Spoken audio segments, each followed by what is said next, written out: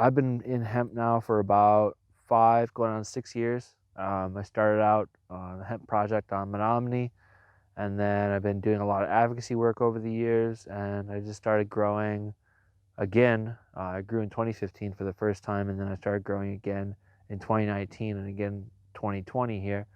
The work that we're here for this site is basically the commercial varieties that are available to the hemp industry right now. So we use two different varieties, Onca and Altair, and basically just wanted to see how they grew in our environment. Two varieties that were sourced from Canada, so we knew they'd grow well, but we didn't really know how well they'd grow. And they actually worked. They grew really fast, especially when you put a little chemical fertilizer into the soil. And we had this stuff ready for fiber quality, planted it in early June. It was ready by end of July. We could have probably waited until like August, middle of August, for it to like actually be harvested and go through the dew redding process. And basically we're going to be kind of studying the hemp herd quality for both varieties in the coming months, and just kind of seeing how well they work. Some of the research that I looked into, the historical record of what USDA was doing back during the Hemp for Victory years, they didn't see hemp as like the thing that's going to continue to keep growing year after year. You want to basically do a crop rotation. Usually it's like a 4-year crop rotation. First year you do clover, second year you do corn, that third year you do a bean or a legume. And usually what you want to do is you want to cut it to keep the root system intact for the bottom, because it's going to produce a better fiber, hemp fiber quality that following year when you plant that 4th year of hemp. So I see it as just an awesome game changer for crop rotation, because if you haven't noticed and you've never grown a hemp before, that it doesn't exhaust the soil. It actually puts more organic matter into the soil than it does from taking out. And not only that, its rootstock, if you've ever noticed, like a hemp root can like grow like deep. I mean, really deep. Some records have shown it's grown like 6 feet deep. And what it does is it's breaking up all that compacted soil that's underneath the ground so that other plants can thrive. So if we look at kind of where we are right now, like this fiber crop it grew really well. It produced some really nice root systems. But from that, once we harvested and let it go through the dew redding process, we actually did it around the time when the hemp seed was basically ripe.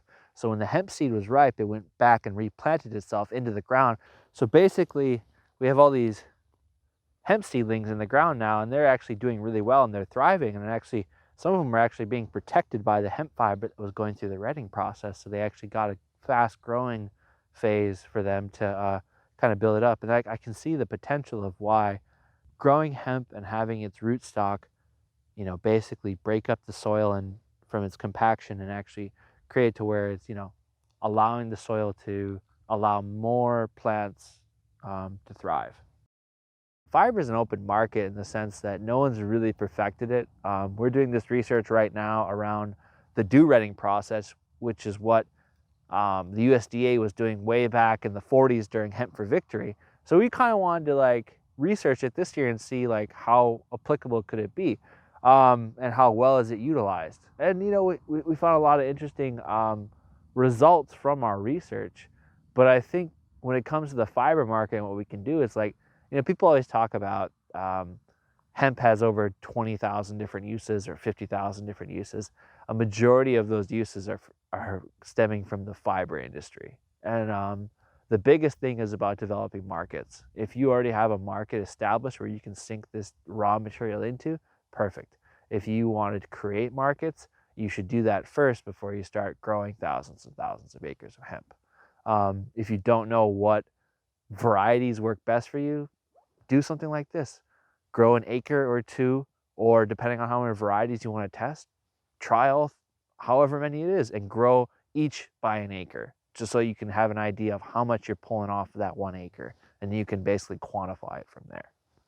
So I think when it comes to dealing with tribes and trying to figure out how to get into this game and ensure that you have the required equipment, obviously planting is one thing, but then when it comes to like scalability and creating the supply chain, you're obviously going to need a workforce to handle harvesting. And then you're going to need a workforce to handle transporting it from the field to the processing plant. And then once you have that, then you need the processing unit. Usually it's a decorticator, depending on, what the tribe is doing with that fiber quality. It could be like a decorticator specifically for textile grade material, or it's one strictly for just trying to get the herd out of the inner stock. It all really depends. And then after that, it's once you have that raw material, that's when you sink in like, okay, now I need equipment for, pulping, or I need equipment for, breaking it down so that I can actually turn it into like twine, for instance. So there's a lot of intricacies into it that you have to like think about when you're dealing. It's not just let's buy a decodicator and then we're good to go. I mean, it depends. Like if you're just doing building materials and construction, yeah, all you need is a decodicator and you're good to go. Back in the day, it was the same thing when Hemp for Victory was going on. The USDA was doing all this fiber work around here that put Wisconsin on the map as being like a place where hemp production can really be done and really be done successfully.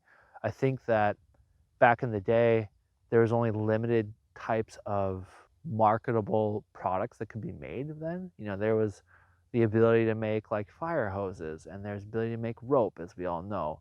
So like there's all these options, but yet there's that whole thing of like, how do you find the market to do it? And I think with tribes, what's really interesting is that, we have all this technology at our fingertips. And I think that an indigenous perspective is vital right now in the future of hemp production, because, we're the first inhabitants that actually created an environmental stewardship program in the world. And we can utilize that way of thinking and that philosophy of our people to basically dictate how this industry is going to grow up and how it's going to build. Because, we don't have to be an extraction economy. For years, it's been the oil and gas, and like our whole economy is revolving around that. What if there's the opportunity to have like a regenerative economy where hemp is a part of the process? It's not the silver bullet that's going to save everything, but it's a part of the process.